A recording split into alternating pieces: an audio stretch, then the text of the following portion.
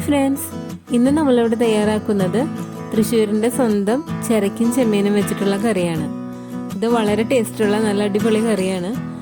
നമ്മളിത് ചിരക്കി വെച്ചിട്ട് ചെയ്യാൻ പറ്റും. അതുപോലെ തന്നെ സെയിം കറി തന്നെ നമുക്ക് ഈ ചിരക്കിക്ക് പകരം ചക്കക്കുരു വെച്ചിട്ടും ചെയ്യാൻ പറ്റും. പ്രിപ്പറേഷനൊക്കെ സെയിം തന്നെയാണ്.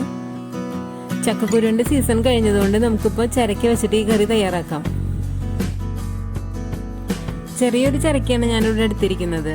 അപ്പോൾ ഇതിൻ്റെ തൊലിയും പിന്നെ ഉള്ളിലത്തെ സീഡിൻ്റെ പോർഷനും കളഞ്ഞിട്ട് നമുക്കിതൊന്ന് കട്ട് ചെയ്ത് വെക്കാം. ഇനി നമുക്കിത് വേണ്ടത് ചെമ്മീനാണ്. ചെമ്മീൻ കുറച്ച് മതി. ഇത് ഉണങ്ങിയ ചെമ്മീനാണ് കേട്ടോ. കുറച്ച് ഒരു അര കപ്പോളം ചെമ്മീനൊക്കെ മതി നമ്മൾ മെഷർ ചെയ്യുകയാണെങ്കിൽ. പിന്നെ ഇതിലേക്ക് വേണ്ടത് തേങ്ങയാണ്. തേങ്ങ ചിരകിയത്, ഒരു മുറി തേങ്ങ ചിരകിയതാണ്. ആദ്യം തന്നെ നമുക്ക് ഈ ചിരക്കൊന്ന് വേവിച്ചെടുക്കണം. അതിനായിട്ട് നമുക്കിതൊരു കുക്കറിലേക്ക് മാറ്റാം. ഇനി ഇതിലേക്ക് ഒരു 1/4 ടീസ്പൂൺ മഞ്ഞൾപ്പൊടിയും ഒരു 2 ടീസ്പൂൺ മുളക് പൊടിയും പിന്നെ ആവശ്യത്തിനുള്ള ഉപ്പും ചേർത്തിട്ട് കുറച്ച് വെള്ളം ഒഴിച്ചിട്ടൊന്ന് വേവിച്ചെടുക്കണം.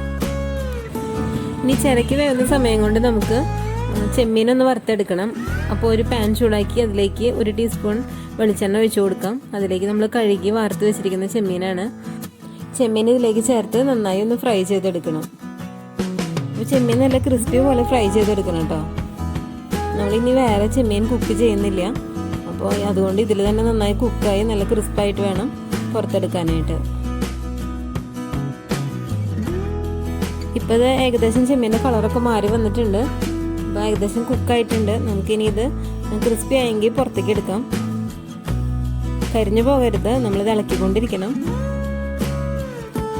ഇനി നമ്മൾ കോരിയെടുത്ത് പുറത്ത് വെച്ചാലും ഇത് ചൂടാറുന്നതോടുകൂടി കുറച്ചും കൂടെ ക്രിസ്പി ആവും. ചിരക്ക പെട്ടെന്ന് വെന്ത് കിട്ടും. ഒരു വിസിൽ മാത്രം മതി. ഇതിപ്പോൾ നന്നായി വെന്തിട്ടുണ്ട്. നമുക്കിനി ഇതിലേക്ക് മാങ്ങ ചേർത്ത് കൊടുക്കാം. അപ്പോൾ ഞാനൊരു പകുതി മാങ്ങയുടെ പകുതിയാണ് ചേർക്കുന്നത്. ഇതിൻ്റെ പുളി അനുസരിച്ച് നമ്മുടെ ഇഷ്ടത്തിന് ചേർത്ത് കൊടുക്കാം.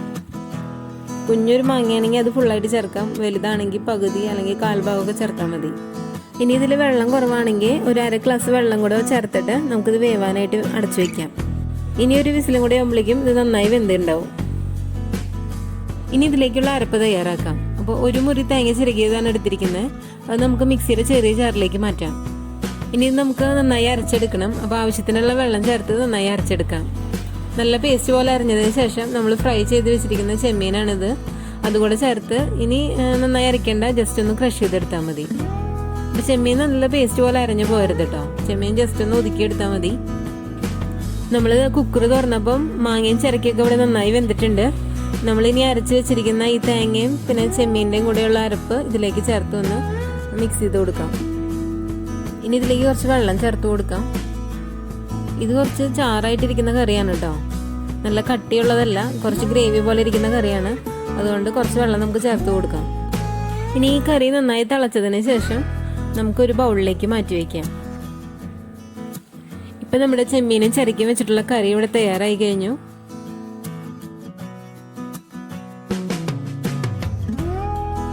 ഇനി നമുക്കിതിലേക്ക് ചുവന്നുള്ളി ഒന്ന് വറുത്തിടണം.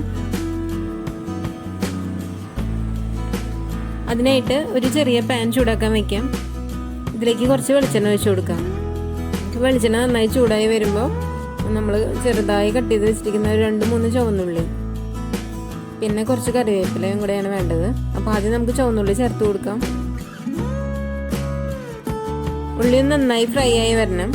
അപ്പോൾ ഫ്രൈ ആയി വരുന്ന വരെ നമുക്കൊന്ന് ഇളക്കി കൊടുക്കണം. നല്ലപോലെ ഫ്രൈ ആയി വന്നതിന് ശേഷം നമുക്ക് കറിവേപ്പില കൂടെ ചേർത്ത് കൊടുക്കാം. ഇനി ഈ വറുത്തെടുത്തത് ഈ കറിയുടെ മുകളിലേക്ക് ഒഴിക്കാം. അപ്പോൾ നല്ല അടിപൊളി ചിരക്കും ചെമ്മീനും കറി ഇവിടെ തയ്യാറായി കഴിഞ്ഞു. ഇത് ഇതുവരെ കഴിച്ചിട്ടില്ലാത്തവർ ഈ കറി എന്തായാലും ഒന്ന് ട്രൈ ചെയ്ത് നോക്കി ഫീഡ്ബാക്ക് അറിയിക്കണം. അതുപോലെ വീഡിയോ ഇഷ്ടപ്പെട്ടാൽ ലൈക്ക് ചെയ്യാൻ മറക്കരുത്. Thank you.